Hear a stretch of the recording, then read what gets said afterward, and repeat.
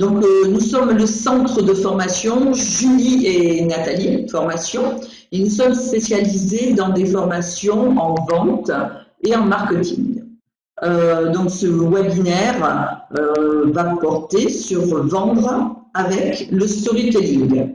Alors, peut-être avez-vous déjà entendu parler du storytelling, c'est très tendance, mais c'est également très ancien, hein, on va se rendre compte, et on pourra raconter une histoire à son client, ça va lui donner envie de revenir vers nous. Juste avant de démarrer, je vais juste redonner rapidement les instructions. Donc, si vous voulez prendre la parole, il n'y a pas de problème. Vous utilisez la petite main sur la gauche. Donc, j'essaierai de regarder de temps en temps pour me dire il y a une petite main, une personne veut prendre la parole. Et puis, pensez à désactiver votre micro pour qu'il n'y ait que le mien, qui n'est pas du tout de la scène.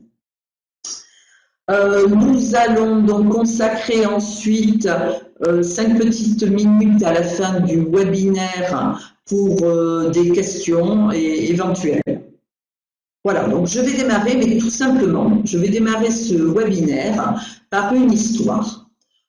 Il y a exactement 10 ans, jour pour jour, hein, le 11 juin 2009, il faisait très beau, contrairement à aujourd'hui, hein, et aux derniers jours qui viennent de se passer. Nous avions donc une superbe journée, c'était un samedi.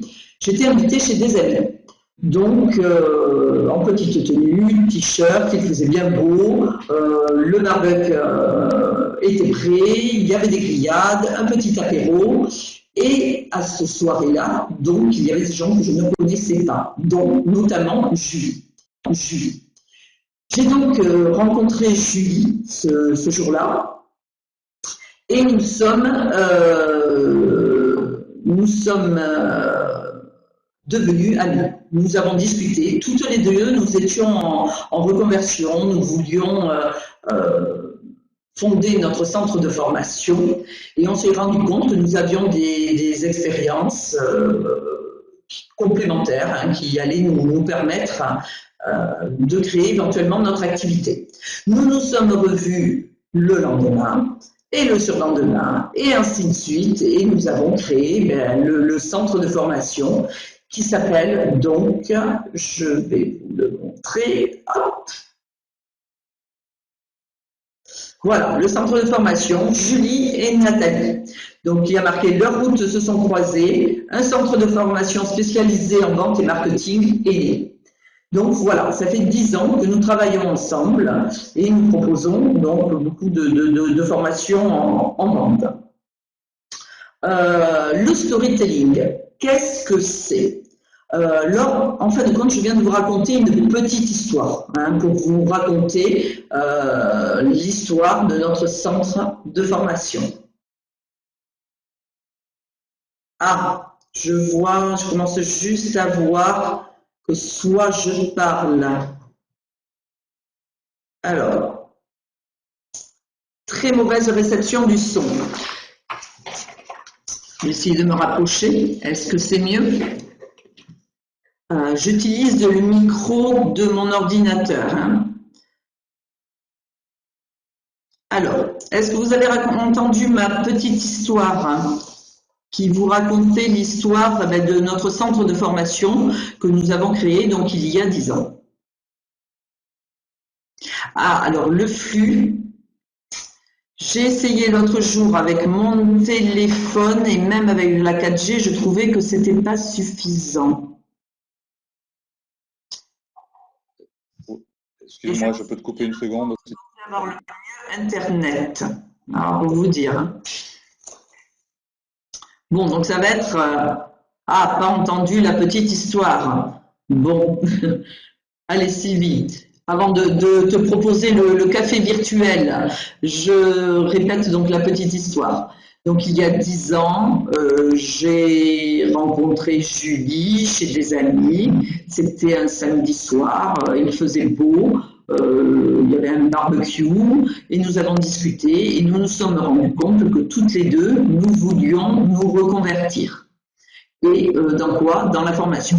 Donc nous nous sommes rendus compte que nous étions complémentaires et à partir de là, nous n'avons pas cessé de nous rencontrer pour mettre au point donc la création de ce centre de formation donc qui est spécialisé en vente et en marketing.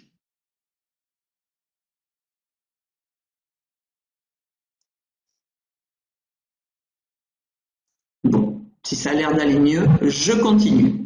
Donc tout cela, c'était un petit peu pour vous expliquer que là, vous voyez, je vous raconte une histoire. Et vendre à un client, c'est lui raconter une histoire également. Donc le storytelling, je vais vous montrer juste une petite image qui le reflète vraiment très bien.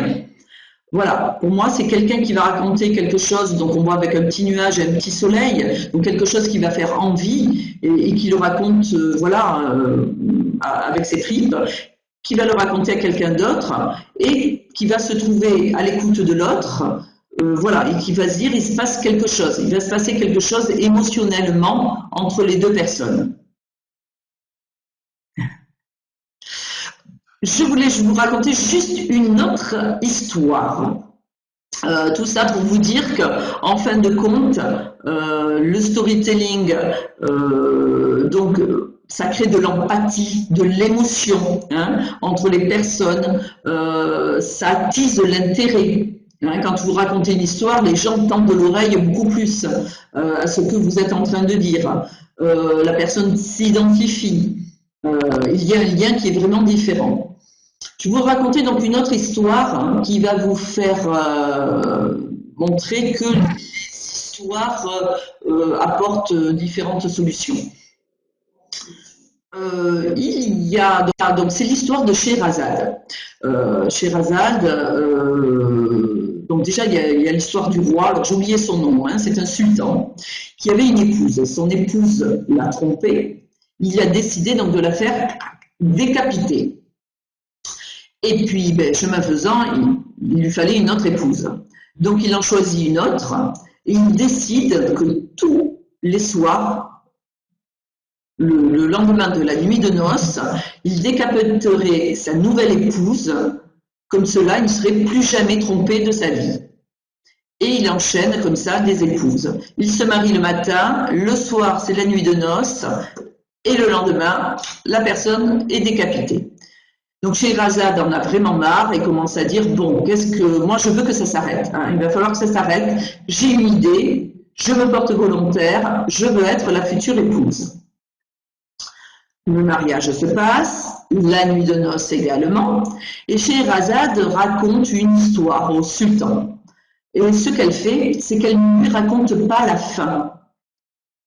Et que se passe-t-il? Le lendemain matin, elle n'est pas décapitée. Le sultan, en fait, a envie de connaître la fin de l'histoire. Et voulant connaître cette fin d'histoire, il conserve Scheherazade jusqu'à la nuit suivante.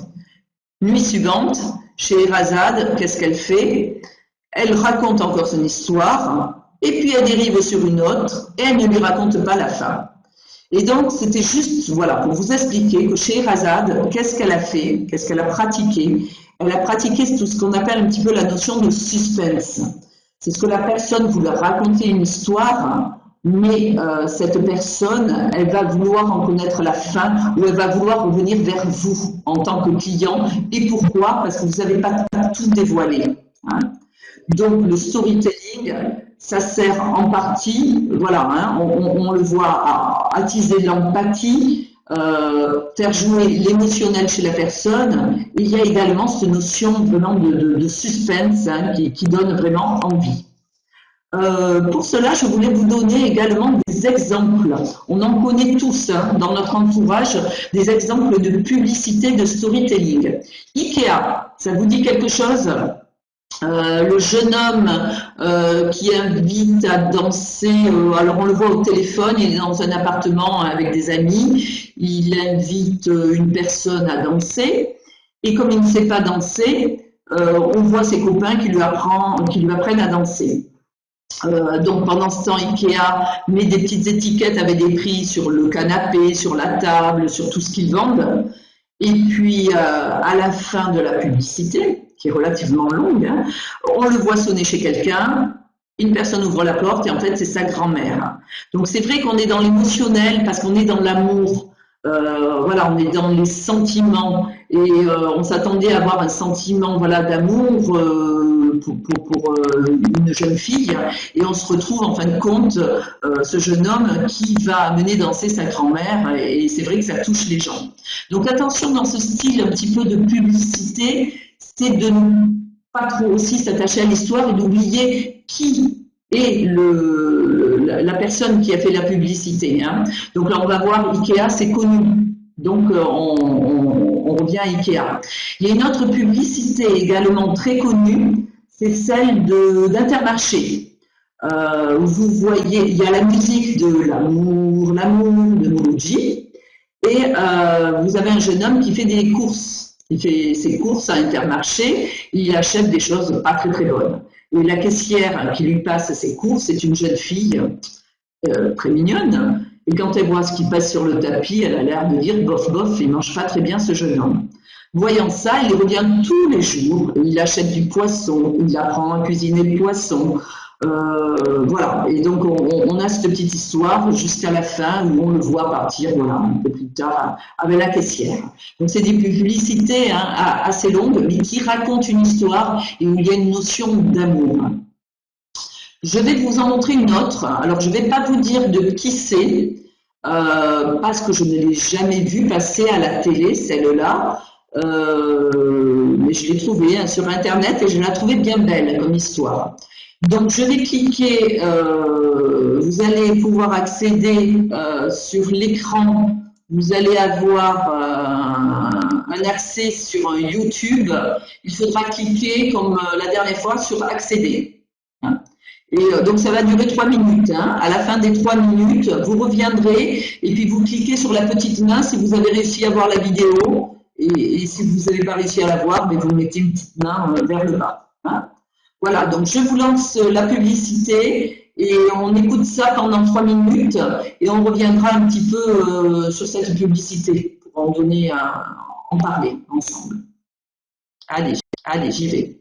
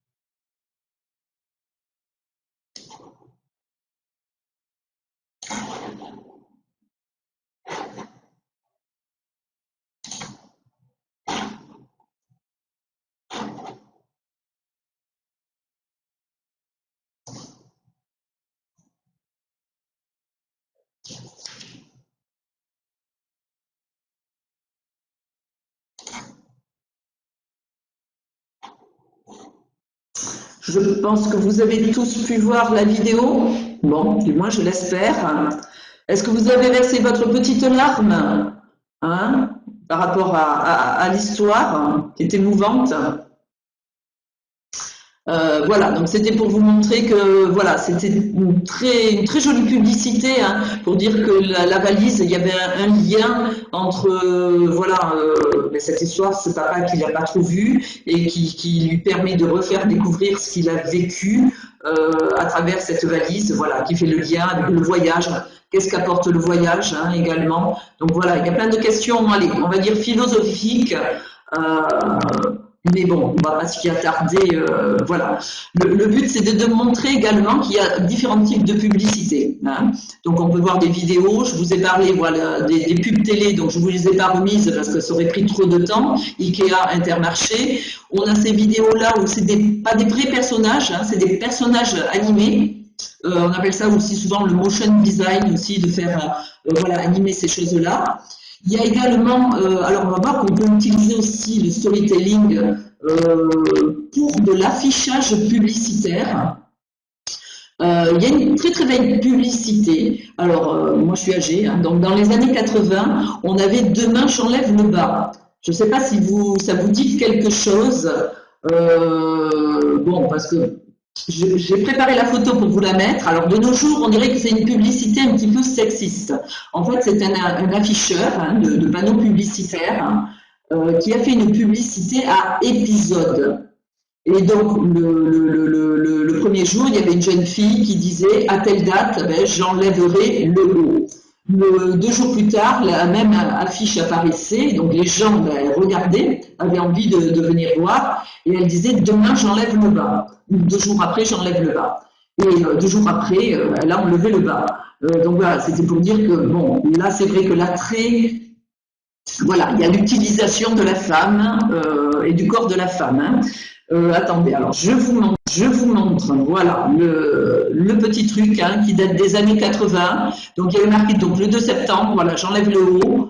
Il y a eu une autre affiche au même endroit le 4 septembre. Et à venir, c'était le publicitaire, voilà, qui a fait ça. Donc c'était pour vous montrer un petit peu cet exemple de publicité à rallonge. Oui, puis à l'époque, il y avait beaucoup de seins nus sur les plages, alors peut-être que ça choquait moins que maintenant.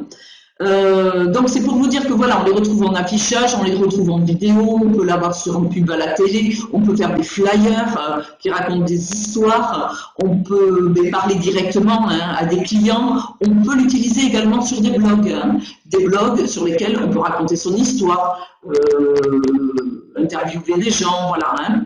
Donc il y a plein de supports pour le storytelling. Je voulais également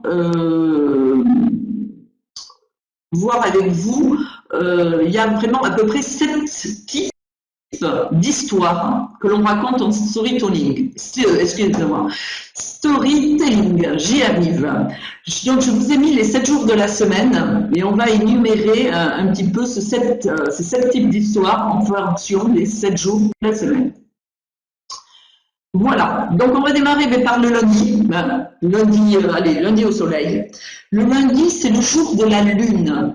Donc bien souvent, c'est des types d'histoires, on va s'en rappeler, qui sont racontées par des entreprises qui agissent en coulisses. Hein, c'est pas eux ils sont pas dans le soleil, ils sont dans la lune, elles sont un peu en arrière, on les voit pas, et donc de ce fait, les histoires qu'elles vont raconter, voilà, vont être différentes.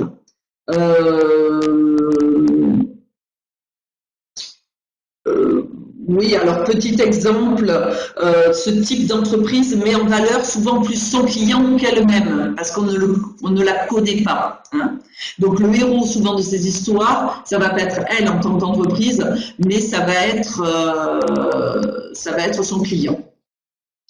Le mardi, c'est le jour de Mars. Donc Mars, Ça reflète la guerre. Hein, voilà. Donc ça va être des entreprises guerrières, combattantes, compétitives, qui vont vraiment bouger et qui n'auront pas du tout la même approche dans l'histoire. Hein. Donc j'ai des exemples, il y a Google, il y a Pepsi, voilà, qui ont utilisé ça pour essayer de détrôner les numéros 1. Pepsi a voulu détrôner Coca-Cola. Alors Google, je vous dis une bêtise, en fait c'est Yahoo qui a voulu détrôner Google. Donc en fin de compte, c'est des entreprises voilà, assez guerrières, elles sont souvent la seconde position, ils ne sont pas les leaders et veulent voilà, se faire reconnaître. Le mercredi, donc c'est le jour de Mercure. Mercure, c'est le patron des commerçants. Donc le patron des commerçants, il est là, c'est des histoires pour mettre en confiance les gens. Hein. Donc confiance, des habitudes, c'est utilisé beaucoup par les assurances, les voyagistes et les intermarchés ou supermarchés. Quatrième jour de la semaine, nous passons au jeudi. Le jeudi, c'est le jour de Jupiter. Alors Jupiter, ben, c'est représenté par le dieu Zeus, c'est l'entreprise numéro 1. Hein. Donc là, on passe dans l'entreprise leader qui va parler d'elle, parce qu'on la connaît. On connaît son nom et automatiquement, voilà, son nom sera reconnu même par un simple logo. Hein. Donc le cas, qu'est-ce qu'on a? Facebook, Airbnb, voilà, qui communiquent beaucoup de cette façon-là. Nous avons ensuite le jour vendredi. Vendredi, c'est le jour de Vénus, la déesse donc de la beauté ou de l'amour, voilà, qui suscite. Donc on va vouloir susciter le désir des gens à travers cette publicité-là.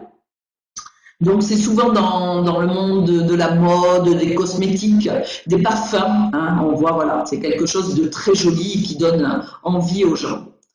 Le samedi, c'est le jour de Saturne.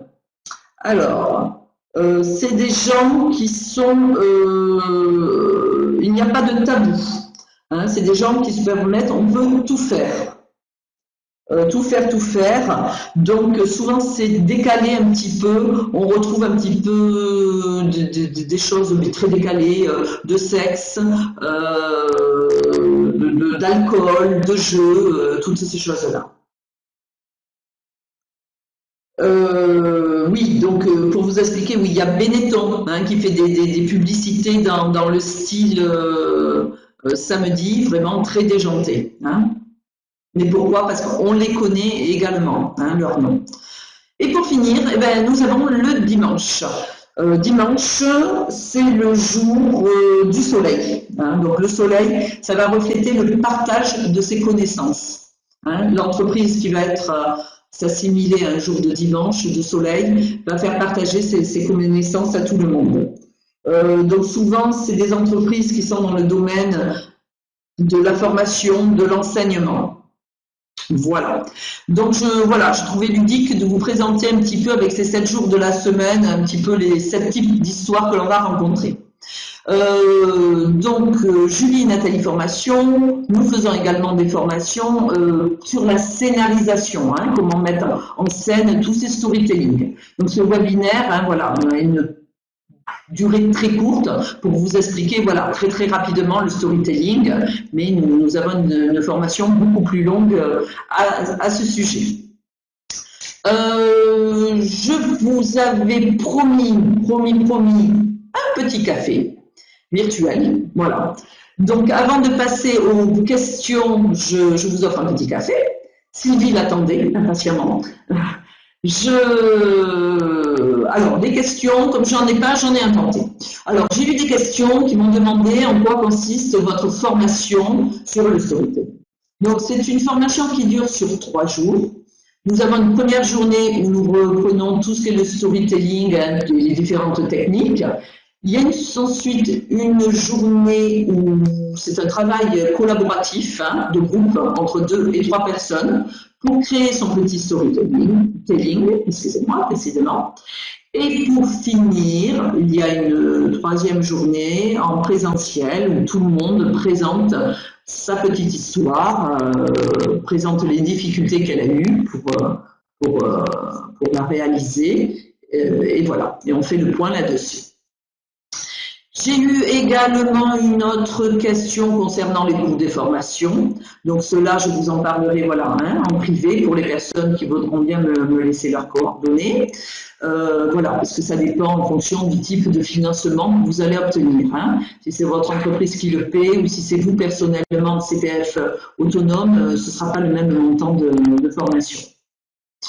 Voilà, voilà. Est-ce que vous avez d'autres questions? Sinon, levez le petit pouce. Hein. Voilà, si personne ne lève le pouce, voilà, donc je me dis que j'arrive en fin de de webinaire et que je vais vous présenter un petit sondage. Hein. Vous aurez donc un petit sondage, un petit quiz de 3 questions à me compléter. Et qui me permettront de savoir si vous voulez être recontacté par Julie et Nathalie Formation pour éventuellement faire une formation ultérieure. Je vois que Catherine a levé le pouce. Est-ce que tu peux brancher ton micro pour parler, Catherine? Non? Plus de pouce? Bon, ça... Tout va bien. Ah, vas-y. Merci.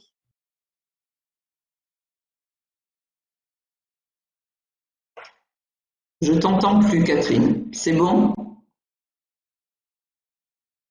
Tout va bien. Parfait. Donc, j'arrive à la fin de ce webinaire. Hein, donc, c'est vrai que j'ai préparé, moi, vite fait quelques notes, hein, 2-3 documents à vous montrer.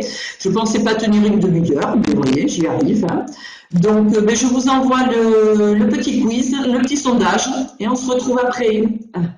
Au revoir. Merci Ali. On va rester en ligne. Sondage. Ouh là là, mais il faut que j'appuie. Lancer, lancer. Voilà qui est fait.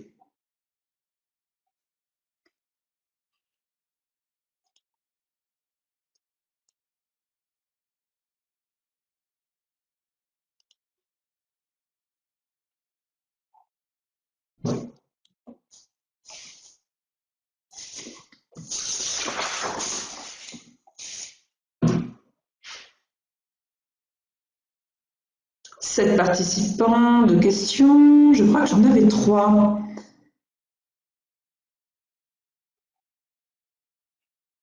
Une, deux.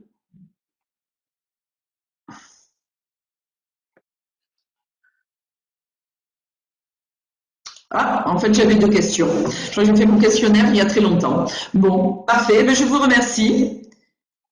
Merci beaucoup.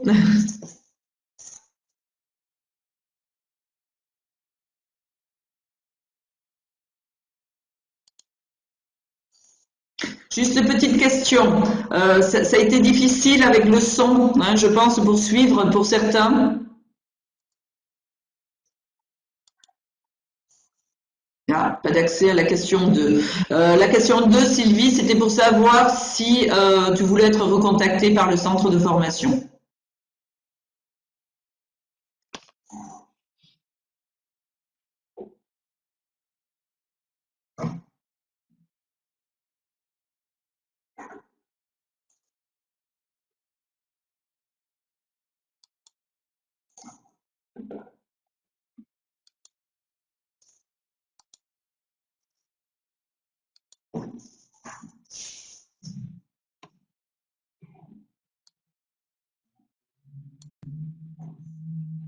Bon, donc mon débit a dû s'améliorer au fur et à mesure du webinaire.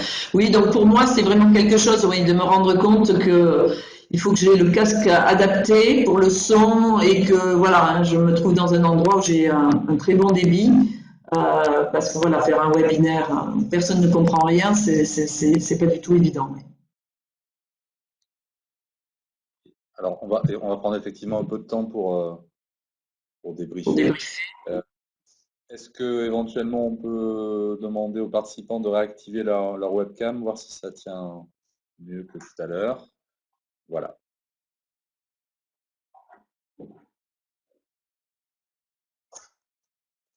Donc effectivement, l'important c'est effectivement si par rapport à la partition en tout cas, c'est pas tellement. Alors il peut y avoir de la latence qui est due à la connexion, mais ça, je veux dire, c'est presque moins grave. Là, ce qui est impératif, si tu n'as pas un équipement audio dédié à la vidéoconférence, là, c'est-à-dire un équipement audio vraiment de très très bonne qualité, c'est impératif d'avoir un micro. Sinon, effectivement, c'est plus ce qui rend les choses un peu pénibles, c'est cette résonance qui est un petit peu permanente. Là, on est dans une espèce de son qui a un écho, comme si on était dans une grotte un petit peu, tu vois, avec beaucoup de résonance. Donc, c'est vrai que ça rajoute à la pénibilité de l'exercice pour tout le monde. Donc, ça, c'est vrai que ça fait partie des points de vigilance extrême à avoir. Et sur la connexion, j'ai pas bien entendu ce que tu disais au début. Tu es connecté comment là depuis c'est un réseau filaire, tu es en Wi-Fi, tu es sur avec une connexion téléphone, comment ça se passe? Oui, oui, je suis en Wi-Fi, mais de temps en temps, quand je suis les webinaires, je me mets sur mon téléphone en 4G pour mieux capter. Mais la dernière fois, c'était pas très très bon. Alors, je me suis dit, bon, allez, je vais rester avec le Wi-Fi. Ouais. Alors là aussi, en tant qu'organisateur ou en tout cas en tant qu'animateur, le Wi-Fi c'est à bannir. Il faut privilégier, même si vous êtes sur un réseau domestique, une connexion filaire. Il faut être branché sur le réseau parce que vous perdez beaucoup de possibilités, de capacités d'émission à travers le réseau Wi-Fi. Donc, tout ce qui est connexion téléphonique et tout ça, même si on a des très bons réseaux, pour suivre un webinaire, participer en tant que participant, ça va. Mais si vous êtes en tant qu'animateur, privilégiez absolument une connexion filaire, hein. Sinon, vous prenez des risques importants d'avoir des difficultés. Donc là, ça s'est stabilisé en deuxième partie. Il y a un help, pardon, je vois de Nadège qui n'entend rien, pardon, vous n'entendez plus. Ah, Nadège.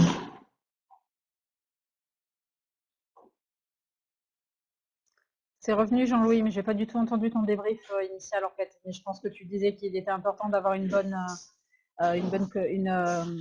bon accès filaire. Oui. Alors, en deux temps, effectivement, je répète rapidement, je parlais d'une part par rapport au son, c'est que si vous n'avez pas un équipement audio-vidéo de type visioconférence avec des outils dédiés, là, moi, devant moi, là, vous ne le voyez pas, mais j'ai ce qu'on peut appeler une pieuvre, là, donc avec différents petits micros, un haut-parleur à intégrer, etc. C'est vraiment un équipement dédié pour la vidéoconférence. Donc là, on peut utiliser ce système-là. Mais sinon, si vous êtes simplement sur le micro d'ambiance de l'ordinateur, vous prenez un risque d'avoir cet écho qu'on a eu tout au long. Et là, il faut vraiment absolument avoir un micro-casque hein, si vous n'avez pas d'équipement spécifique. Et je disais effectivement, dans un deuxième temps, je demandais à Nathalie comment elle était connectée. Donc, elle me disait qu'elle était en Wi-Fi. Donc là aussi, en tant qu'animateur et organisateur, passer impérativement par des services, par une connexion filaire. J'ai fait le test je regardais un petit peu. Si vous passez la flèche de la souris, vous voyez sur le petit bandeau vert qui est à côté de vos noms là, vous avez des éléments sur la qualité de la connexion. Si vous laissez la petite flèche, tout le monde voit la fenêtre s'ouvrir. Donc on vous donne le niveau de connexion avec le niveau d'émission et de réception. Et vous voyez qu'en taux d'émission, selon toutes les connexions qui sont en Wi-Fi, j'imagine, ou via un téléphone, elles sont assez faibles. Et si on va être en taux d'émission, moi sur un réseau, vous voyez, domestique, là j'oscille entre 30 kS, 50, 60, 80, ça dépend. Mais c'est vrai que, enfin, en tout cas, privilégier effectivement un réseau filaire. Quand je vous ai énuméré tous les jours là, de la semaine, je ne le savais pas trop, j'étais en train de le lire. Est-ce que ça se voyait par rapport à mon regard que je lisais? Parce que je ne savais pas où positionner ma feuille pour me dire je vais lire, mais en même temps, ils ne vont pas se rendre compte que je lis. Ça se voyait quand même que je baissais les yeux? C'était gênant ou pas en présentation? Bon, je laisse répondre les autres. Moi, j'ai pas senti ça, non.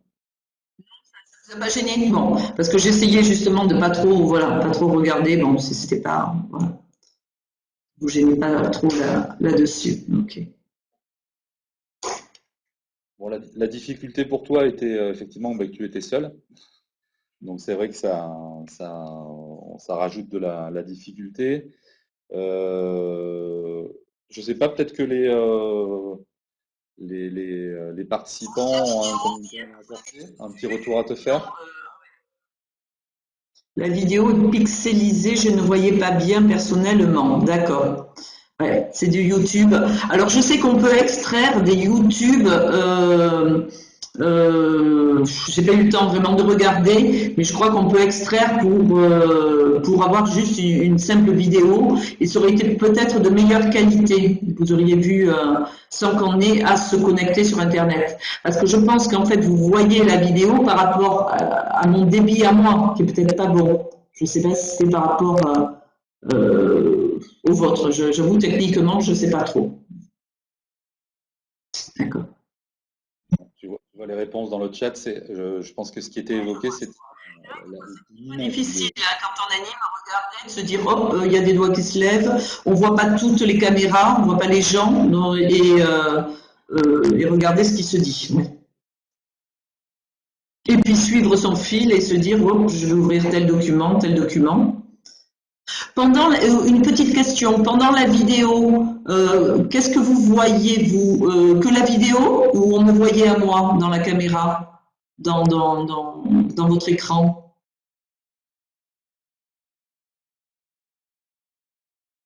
D'accord, fluor. Ok.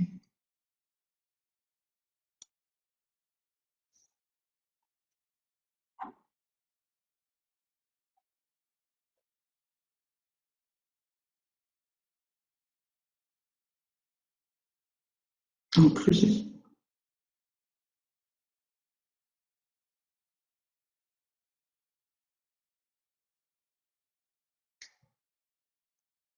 Alors, je crois qu'il y a Sylvie qui avait levé la main, Nathalie. Ok.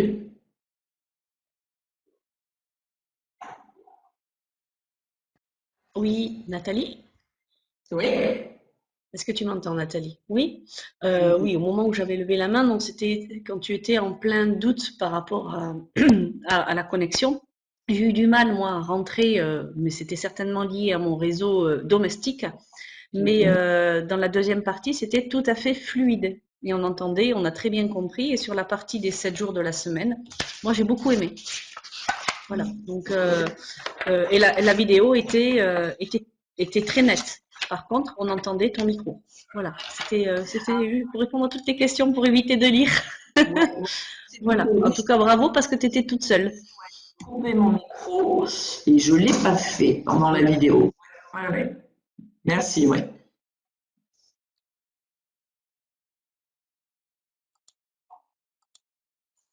Oui, effectivement, hein, c'était bien de laisser le temps là, de regarder tout ça. C'est bien de couper son micro en attendant, mais ça marchait bien. D'autres commentaires, réflexions sur alors la prestation qui était voilà, compliquée à faire puisque tu étais toute seule. Juste, enfin, je sais pas, je laisse d'abord la parole aux autres participants. Est-ce qu'il y a des commentaires parmi vous?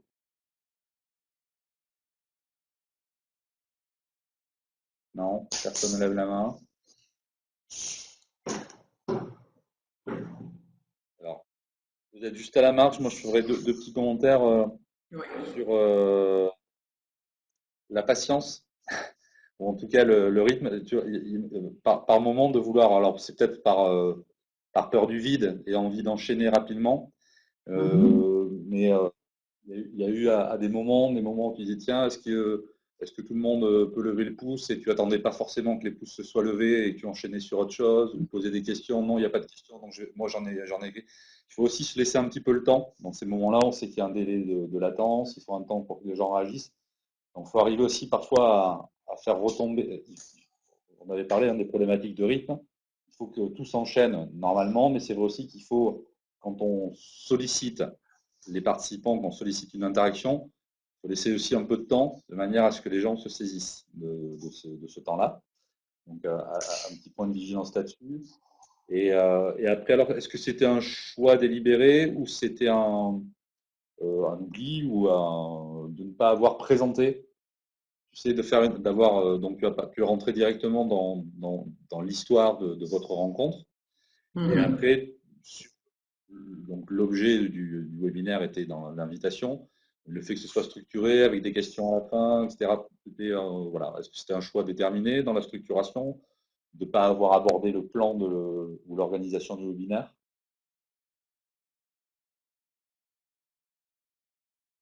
Oui, c'était de se dire oui, de partir, oui, comme ça oui, comme c'était une simulation d'un webinaire sur une entreprise, voilà, fictive, et d'essayer de se dire, ouais, comment on va pouvoir peut-être proposer une partie de notre formation pour essayer de récupérer des clients là-dessus, qui seraient intéressés après. Et comme c'est vrai que le thème était, oui, l'histoire, oui, je voulais essayer de suivre ce fil conducteur, de raconter des histoires, montrer des histoires, et partir, oui, dans ces histoires. Ok. Dans cette logique-là, dans les documents ressources, puisque tu proposes à la fin, est-ce que les gens sont éventuellement OK pour te laisser une adresse mail ou quelque chose comme ça? Peut-être d'avoir un lien. Je pense que c'est bien de réagir dans l'instant.